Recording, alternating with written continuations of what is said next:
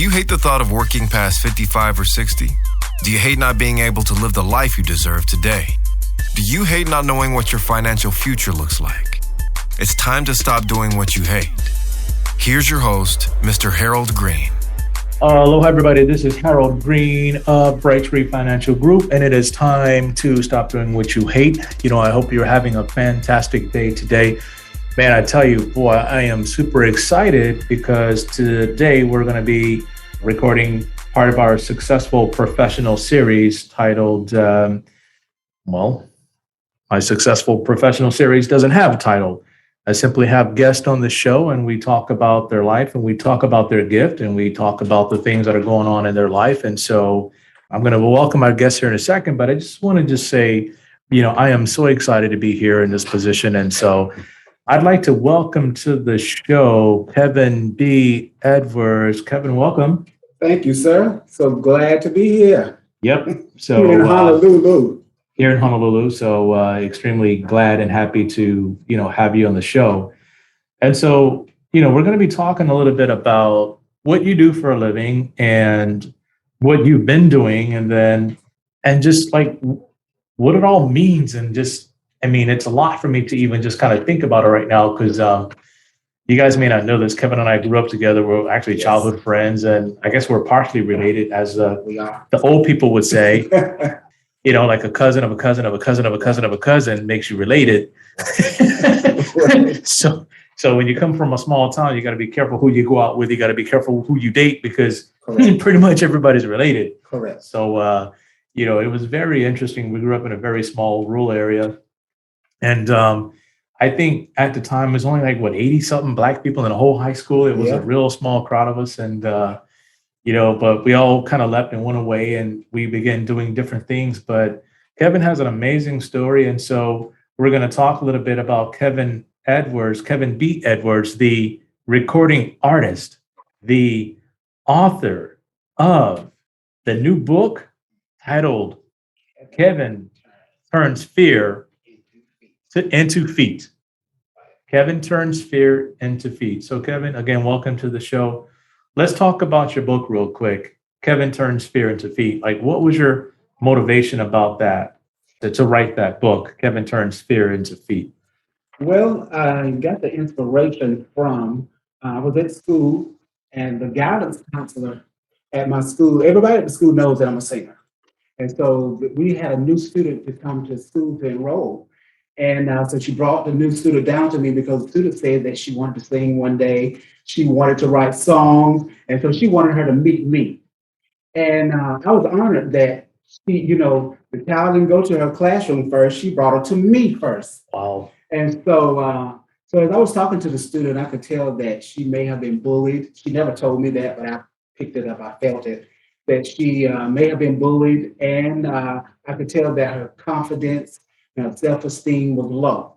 All right. So after she left, we talked, and I told her, I said, whether it was songwriting, if you want to get together, I said, start writing down your thoughts and we'll get together and we'll work on a song together.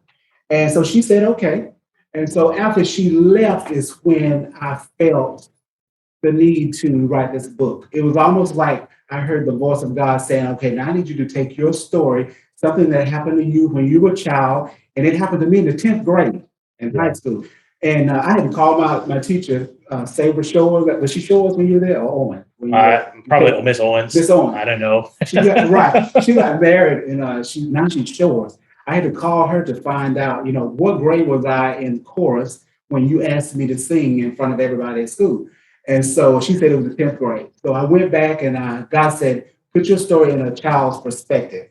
And so I went in and and I'm one of those kind of people that when God speaks and he tells me to do something, I get on it. I'm quickly, he don't always speak, he's speaking, his word, the Bible is speaking, but a lot of times you don't feel that you need to do something. But when I hear him telling me to do a certain thing, I get on it. And so immediately wrote the whole manuscript. And the reason why I could write it so quickly, I was going to put the manuscript, like a paragraph or two, in my memoir, because I'm also working on a memoir. Oh. So I already knew the story, and I knew how I was going to start, and I knew the ending. So it was easy for me to put it in a child's perspective. Right. Book. So I did that. And when I finished the book, I finished writing the book, I got it edited by a couple of teachers at my school. I edited it first, and then of course, you want somebody to check your work.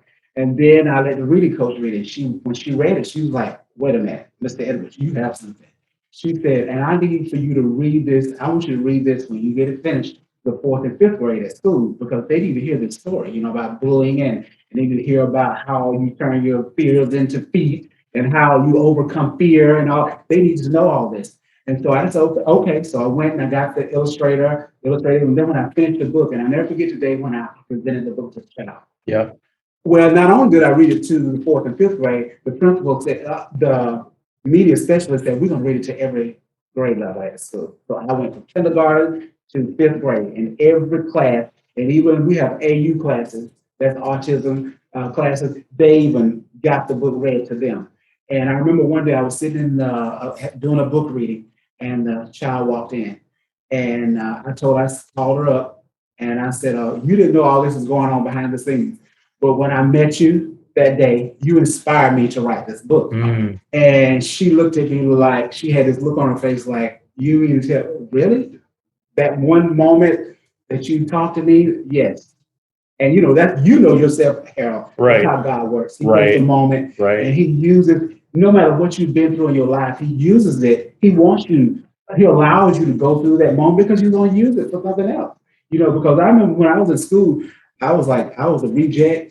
I was the bully. You wouldn't think that now, because God turned all that around. That's right. He has a way of, like, right now, I remember God used to tell me, Kevin, I'm going to give the people to you. And I don't really have, we came from a small town. I don't know anybody that knows someone that could get us out there to do the things that we need to do. And I said, well, God, how is that going to work? Even though I trusted, I knew God is the big, he makes the plans, he orchestrates, and he knows exactly who to put you in contact with. But still, I'm looking at, okay, I'm coming from a small town. How am I going to know these people? And how am I going to get? And God said, but I'm going to give the people to you. Right. And I didn't know what he meant. And I have friends in Italy. I have friends out Switzerland. I have friends all over Hawaii. Kevin has been all over the world. That song, I've been around the world, and I. Right. Right. And I'm excited to be sitting here talking to Kevin because, as kids and growing up, we never in our wildest dreams would imagine going from a little small town in Vernon, Florida with, I don't know, 2 flashing stoplights to going all over the world, working with some of the most famous people in the world, and just kind of doing some amazing things. And dreams do come true. Right. And I don't know if you know this, but I was bullied in elementary school. Right. I lived in the inner city. My mom, she moved to the inner city, and we lived in project housing. And not only was I bullied by boys, we were bullied by girls that were bigger than us. So we had to fight girls. Right. And I don't think I was bullied in high school, but I was made fun of a lot in high school. I was called the black nerd. Right. Here's Harold, the black nerd, and I was made fun of a lot. So I appreciate you writing that book just to kind of share your experiences. And then, and if folks want to get a copy of the book, we'll put the link to the book in the show notes. But it's kevinbedwards.com, and you guys can go in there and see some of Kevin's music. And talk to me a little bit about some of the places you performed at that were just like magnificent and spectacular to you. When I went on tour right before the pandemic, I went on a 3-week tour in Italy. Wow. And 2017 was the first time that I was supposed to go in 2017. Okay. And but they canceled it because I think the money situation, and I think they didn't get the grants or whatever thing, because every December in Italy, they get a grant to bring gospel singers over to sing, because they do nothing but gospel music that whole month of Christmas and all. Wow. And so I was asked to go in 2000. So I'll never forget, I was going grocery shopping at one of my favorite grocery stores, Aldi. And I got a phone call, and the young lady said, what are you doing this Christmas holiday? And it was like in November then. Yeah. And I said, nothing. I thought I'd probably go to Florida, go home. And she said, well, do you want to go on tour to Italy for 3 weeks? I said, yes. And get paid? I said, yep. Yep. So I had to change my plans that day. I never forget. I changed my plans. I stopped grocery. I didn't even go to the grocery store because I was in the car. And I went back home. I had to get clothes. Because we had a photo shoot that day. Yeah. So they needed somebody because the person that was supposed to go had backed out. And so so I went down. That was the first in 2017. I went through all of that. I got excited about it. And then they canceled it because of the money, the grant. They didn't get the grant in Italy or something happened with the money. So we didn't go. But in 2019, around April, the promoter called me and she says, she said, I'm a woman of my word. She said, I want to get you to Italy because I love your voice. And she's always, from the first time I met her, when she heard me sing, she said, your voice is so anointed. And she said, I just love to hear you. I mean, anytime I talk to her, she's always saying something about my voice. And of course, when you're talking about, I'm just looking like, oh, okay. Right. But like, right. Oh, okay. All right. Oh, okay. Let's go move on. And so, but anyway, she says, I'm going to get you to Italy. And so in December, I think it was December 12th, we flew from Atlanta to Venice. Okay. And that's where we started the tour. But it was several stops that were awesome in that. The Switzerland spot was awesome because Switzerland. Did you open a Swiss bank account when you were in Switzerland? I should have. Okay. We're going to probably have to pretty soon. Right. But yeah, it was awesome. That was a wonderful trip. I've done a whole lot of things. Like I've been on stage with a lot of different, like I used to be at New Birth where we had Byron Cage. A lot of people know Byron Cage in the gospel. Kevin Bonds was there when I was there. Wow. Darwin Hobbs was the singer there. And we sang on William Murphy. Yep, William Murphy. William Murphy. I think William Murphy was there when I first joined. Okay. And then I think it went from him to Darwin Hobbs and then Kevin Bonds. And then Byron Cage came back. He had left and came back. So, but yeah. And now currently I work with the EBC, which is the Elizabeth Baptist Church. And the pastor is Dr. Craig Oliver. Okay. Man, sounds like you've been to a lot of different places and done a lot of different things. And these are things that I want to know too, Kevin. Like, what do you love about singing gospel music? Like, what do you love about it? Because my whole show is about stop doing what you hate. Right. We're going to talk about some of the things that you did that you hated. Right. And then how did you go from doing what you hated to doing what you love? But talk to me about why you love singing gospel music. Well, with me, I feel like I was called, I was created. God created me to sing. So he put something in me to love that. But now, even with that, I went through a season where I didn't want to sing. Oh, yeah? Yeah. I went through a season where I was depressed. Actually, the first book I wrote that during a time. It was in 2007, 2008, 2009. I wrote that book during that time. And it was a time where I was depressed. Like I had did the CD, CD that I came here with. And then after I did the CD, it's like I didn't really get the support that I needed for the CD. And I felt, but we didn't have social media then. Right. We didn't have all the outlets and platforms that we have now. Right. And so, and I didn't push it. And I don't know if it was not my season then to push that music. I don't know what it was, because now I'm pushing. I'm doing everything I possibly can do. Right. God tells me, go here, do this, do that. I do it. Right. You know what I'm saying? But then I wasn't pushing myself, and then I didn't have the support. So I went through a period of I was depressed because God, one of the first songs that he gave me was Lord, You Kept Your Promise. And I changed it to Promise. Yeah. And the song talks about, him keeping his promise, the things that he's spoken over our lives and all that. And I got to the place I wouldn't sing the song because I said, this is a lie. I'm not saying any promises. I'm not saying anything happening. And so I went through a period that I didn't want to sing. And then it was a couple of years before the pandemic, it was like that love for singing came back because, that's what I was created to do. It's like, I have no choice in the matter. Yeah. I can't tell God or I can't say I don't want to do something that I was created to do, because I was sent here to encourage people with my voice. Because my voice encourages and it uplifts, because when I listen to singers, when I'm listening to the radio, like I go to work in the morning, I turn on my music, that lifts my whole day. Right. So that's what I'm doing for people.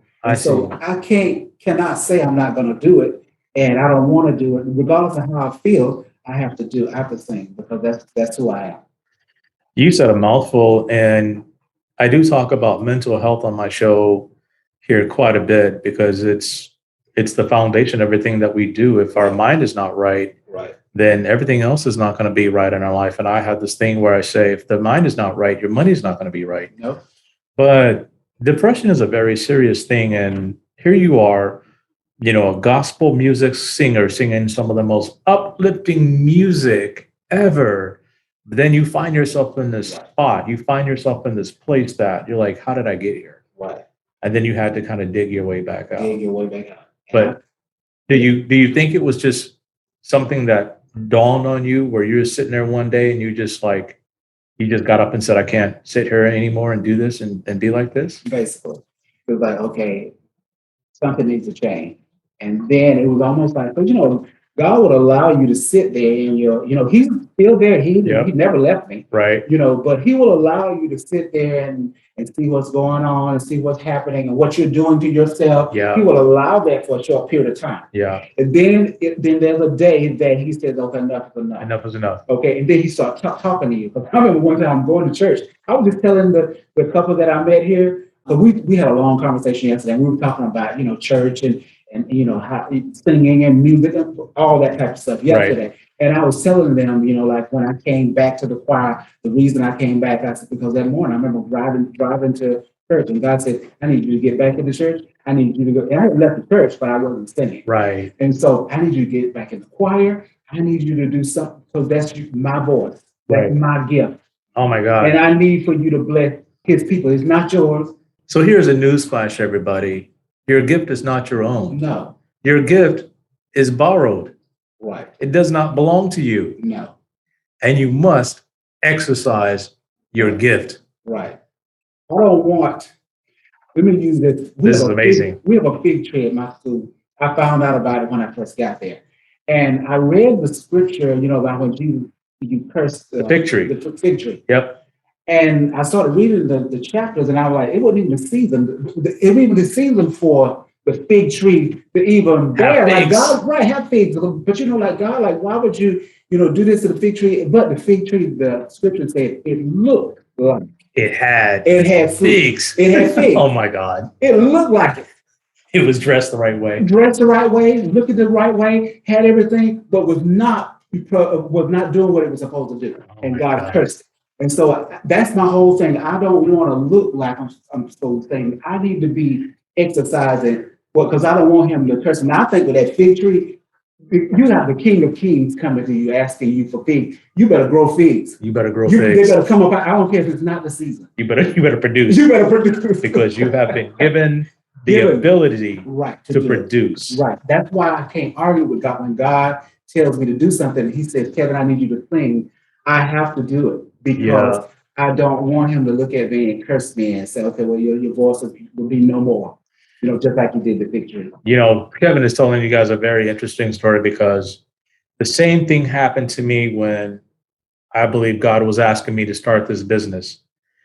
And it was kind of like him saying, I need you to get out and do this. And I was kind of saying, no, I don't want to do it. I don't want to do it. And I argued with him for a while about it because I know running a business is hard. I know getting new clients is hard. I know managing people's money is hard. I know all of this stuff is hard. And then one day I just heard this voice inside of me say, well, if you don't do it, I'm going to take it away from you and give it to somebody else. And at that point I said, all right, look, okay, I'll do whatever it takes. And here we are today. Right. But this is exciting. So I know why you love singing, but is there anything about singing that you hate? In gospel music? Yeah, in gospel music. We're talking gospel music. We're talking about gospel. In gospel music or music, period. Period. Okay. I don't like the red tape and the hoops and all the behind the scenes. There are gatekeepers that control the radio. Yep. If you're not in a certain clique, if you're not, and see, they have lost the whole focus of what it's about. Okay. Right. Like I just said, my voice is not mine. Right. It's God. Right. Okay. God created me to encourage the world with my voice. Right. How dare you stop that from being? You understand? Why you should allow everyone that can sing, that has a gift to do it, they should be able to do it because that's what it was sitting here to do. Why are you controlling that? You controlling that, and you won't. If I'm not in the, especially in Atlanta, like if you're not in the right, and I'm not a clique because I was always as a child, by myself, mm-hmm. same just like you. All right. So now I'm not a person that want to be in a clique. We the outcast, y'all. Right. We are our own outcast. Right. Sorry, outcast Right. from Atlanta. From Atlanta. ATL. ATL. We the new outcast. Right. And so I will not bow and kiss, like they want you to do certain things. You do this, no. If it's about God, I believe you should give me the opportunity, the platform to do it. And that's the part about it I don't like. I don't like that gatekeeping, and I don't like that the politics. The politics of it. And you can have a good music, they won't play it on radio, and then they won't give you a reason why. It's like, okay, tell me, if the music was horrible, or if I need to pay you something, because most of the time it's about money. Let me know. But they won't say anything. So that's the bad part about it. But God let me know, don't worry about that, because you're being reached. Like, people have your music. The people that have assigned to you has your music. Don't worry about the world. You might think the world don't know, but yes, they do. They got YouTube. They see your video. I have people send me messages all the time like, this song blessed me. And sometimes I go through the YouTube and I see the comments that people have said. Like, who's this man? He should have does he have a CD? This man. So I see the comments. People are always, so I know my music is being reached, all over the world. Even in Italy, I did a song with an Italian, this guy in wasn't Pavarotti, was it? Right, I could have. Pavarotti. He contacted me and he said, I want us to do a song together. And I was like, okay. And I just thought he was talking, The next couple of days, he sent me the song, and I loved he sent me the track, he sent me the music, and he sent me the lyrics, and he gave me the lyrics in English, of course. And so, but I didn't know what to do with it, because I didn't know his phrasing, I didn't know what he was doing, I just saw the lyrics, but I couldn't tell him. So I told God, I said, God, if it's for me to do this song, I need for it to be made a little bit clear. My direction of it. Right. So absolutely. He sent me a message back, and he said, do you want me to sing it for you in English? He said, I can do a little English, and then that way you can know exactly what you're supposed to do. And I said, yes.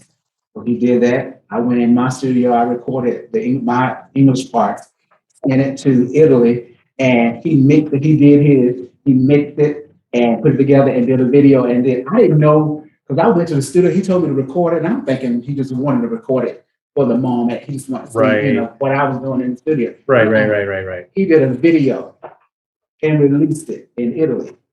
Wow. And I did a debut. And it was phenomenal. And we got probably about, the last time I looked, it was like, I want to say 20 or 30,000 views. Wow. And it might be more than that now. It's been a while since I looked at it. Right. So yeah. Man, I'm so glad you're here. And this is funny because I think one day I was like dog tired. I had worked all day, and I don't know what it was, but I was having like a bad day or something. And I'm sitting there like laying on my sofa, just kind of wallowing around, just tired. And I opened up my Facebook thing, and Kevin was like, I'm thinking about coming to Hawaii. What do you think? This is what, 3 weeks ago? Right.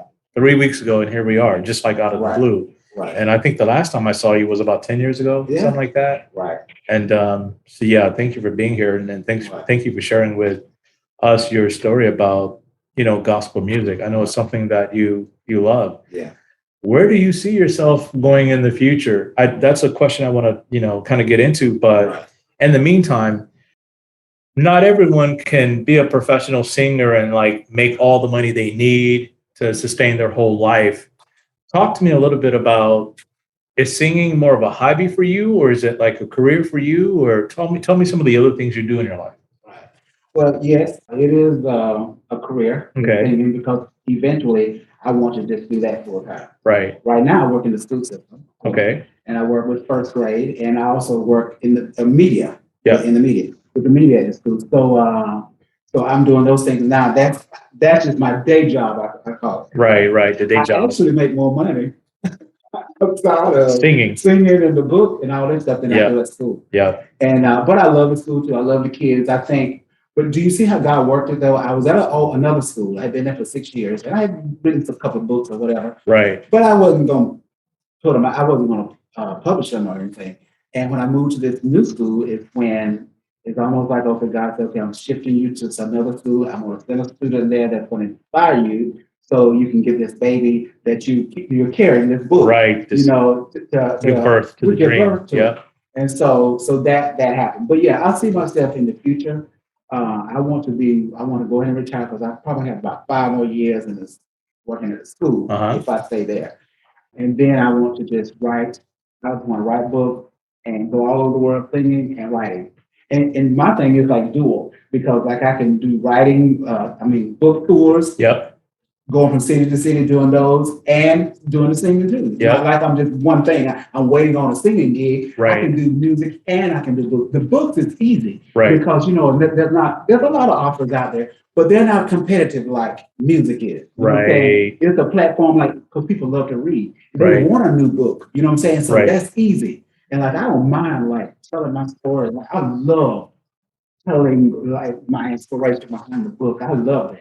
You know what I'm saying? Right. So, and I love reading the story to the kids, and all that. So that's why I see myself going, because right now, I'll be 55 this year. Okay. So I always say at 60, I'm done with regular work. Regular work. Yeah, I'm done. 9 to 5. No 9 to 5. 8 to 4, whatever. Right. Yeah. And so at that point, I just want to write more books. Like right now, I have in my program, I probably have about 5 different books. Even while I've been here, I got just, because I'm looking at myself as being favorite. It's like I have favorite. I'm here. Not everybody can jump up and come to. Right. And doors are just opening up for you when you come here. It's like they roll out the red carpet. Right.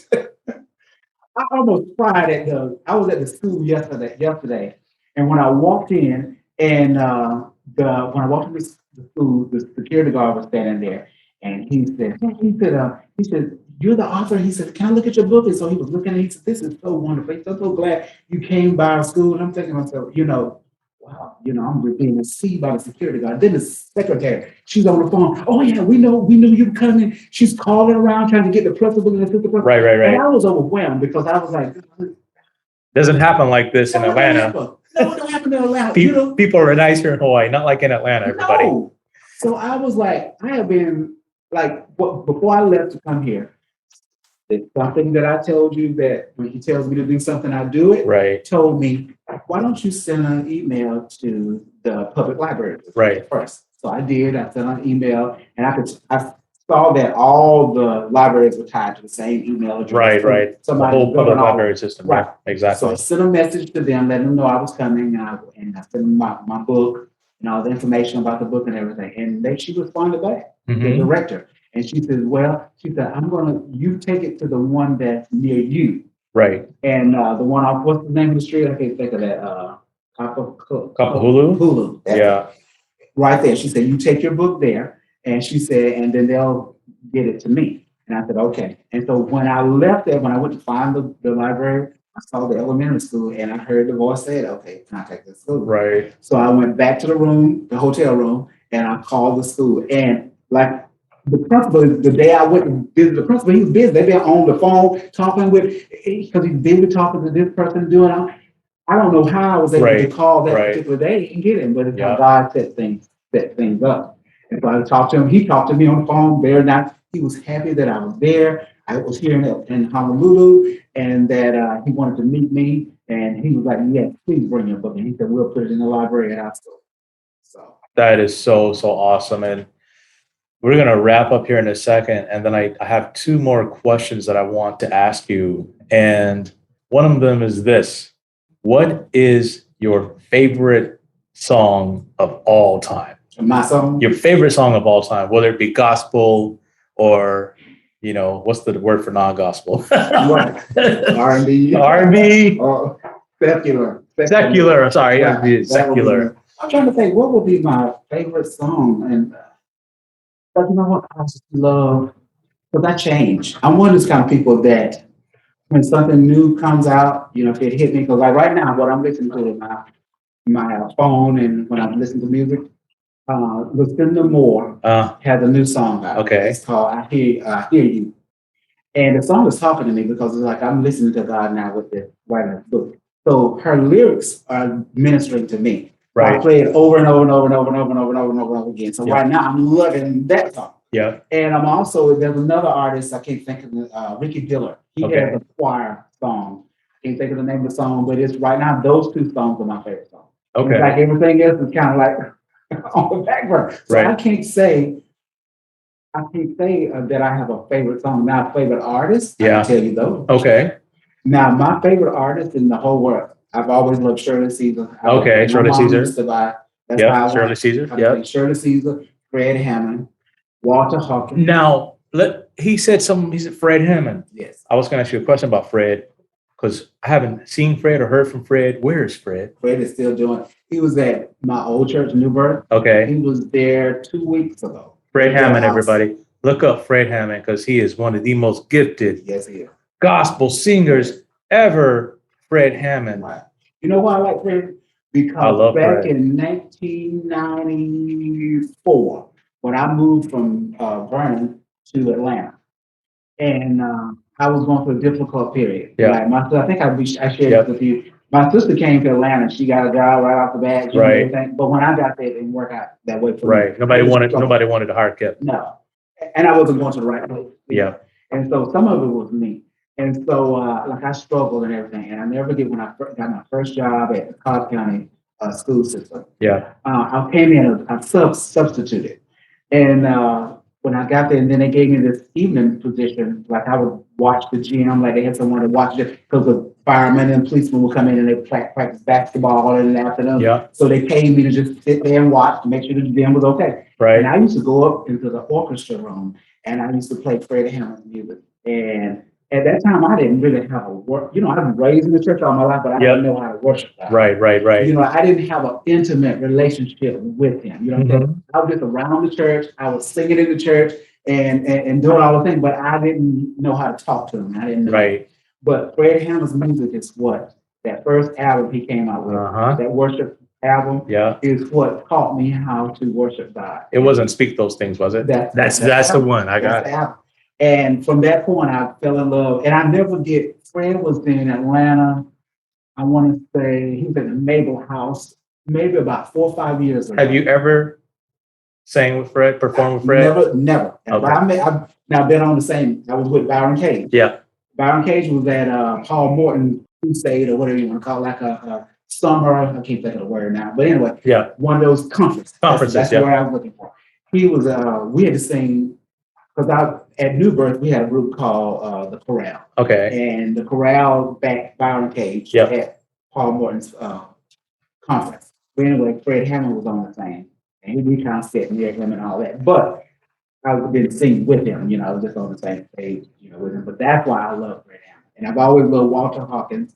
Walter Hawkins had a high range, and I've always patted myself, you know, that's why my range is so high. Yeah. Because I patted myself behind, you know, him and James Moore. Okay. Now, here's the thing. I know a lot of people out there have dreams. And if you were sitting here and someone had a dream that was buried in their heart, buried somewhere deep inside of them, and they were getting all kind of resistance and they're getting all kinds of flack, what would you say to encourage that person to continue pursuing their dream? What would you say? Well, what I do, regardless of what anybody says or does, first of all, you know, if God is speaking and telling you to do something, you know you have to do it. You know what I'm saying? You know, even when I did this book, I didn't know I was going to get all this attention. You know what I'm saying? I didn't know that people were going to buy it or purchase it, but I felt it. You know, I felt that it was a good product. Right. You know? And I would say to them, you do it anyway. You go, if you're hearing the voice of God telling you to do something, you do it anyway and watch God. Because I think most of it is in trusting that he's going to do what he said, you know, he's going to do for whatever you're trying to do, but do it anyway. Right.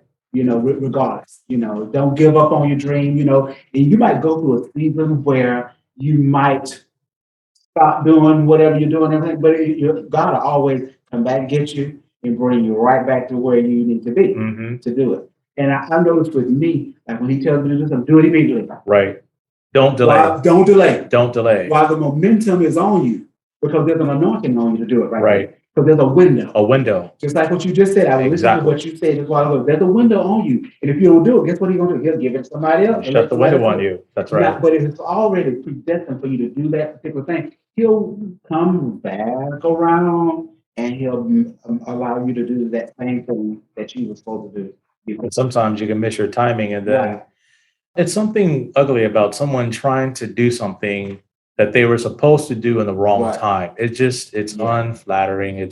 Right. It just falls on deaf ears, and you're not getting any momentum. No doors open for you. A lot of times when you're going through that, it means you're trying to exercise your gift at the wrong time or in the wrong place, Right. and you've got to jump on it.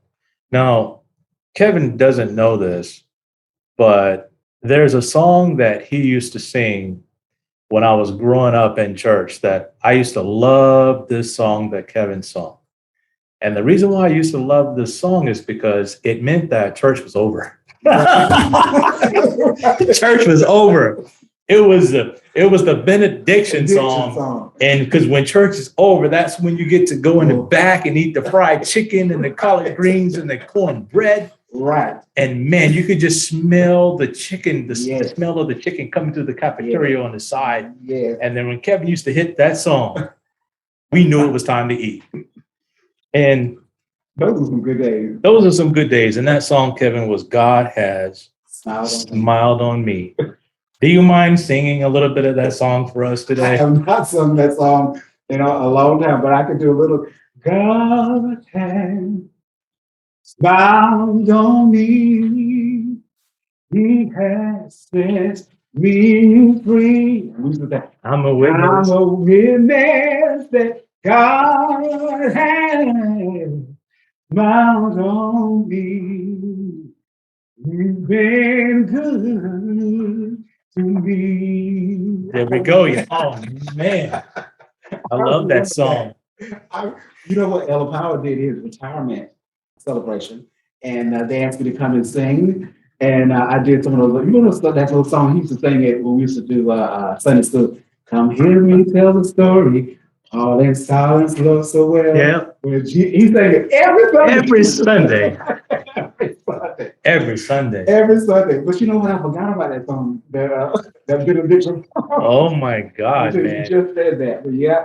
That was it right there, Yeah. man. It was And I used to look at, I never forget when at church, anytime like JJ and all that would be there, anytime I would open my mouth to sing, they would give me that little looking at me like, wow, that amazing. And that did something to me because it made me know that, okay, what I'm doing is being received. You know what I'm as saying? a kid. Right, as a kid. We didn't know what we had, y'all.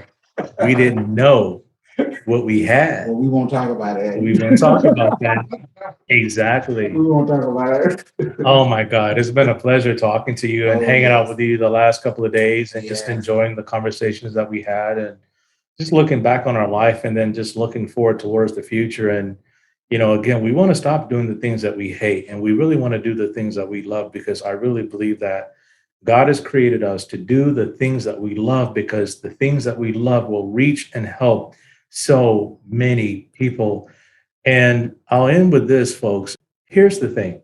A lot of times you're going through life a certain kind of way and you don't know whether you're going the right way. You don't know whether you're going the wrong way. And here's what I want to do. This is a financial show. I've had Kevin on as a successful professional sharing his story. But again, we're a financial show. We want to talk about how to get you from where you are today to where you really want to be. And my goal is to help you stop doing what you hate and not living the life that you deserve to live and that you work hard to live. So here's what I'm going to do for you. If you want to talk to me for an hour, we can do that for free. Not a problem. You can get on my schedule, click in the show notes, get on my schedule, get on my calendar, and we can talk for free. If you want me to analyze your financial situation, I can do that for you too. However, that's going to cost you $375 an hour, and we can package deal that into 2 hours for the price of one, but you just have to get on my schedule and then I can get you guys started. And what we'll do is we'll analyze everything and then figure out how to get you from where you are to where you want to be, give you an action plan, and then pretty much get you on your way. You can work with anybody you want. That's absolutely fine, but I'd love for you to be able to work for me. And so thanks again, Kevin, for being on the show. You are so welcome. Right? I enjoyed you. I enjoyed The hanging out with you. conversation. The conversation has been amazing. Yes, they have been. It's always good to have great friends in Right. very high places. Right. And I believe Kevin is a great friend in a very high place. That's right. And so I'm excited to have you here today. And with that being said, everybody, until next time, 1, 2, 3, let's get it. This is the podcastfactory.com.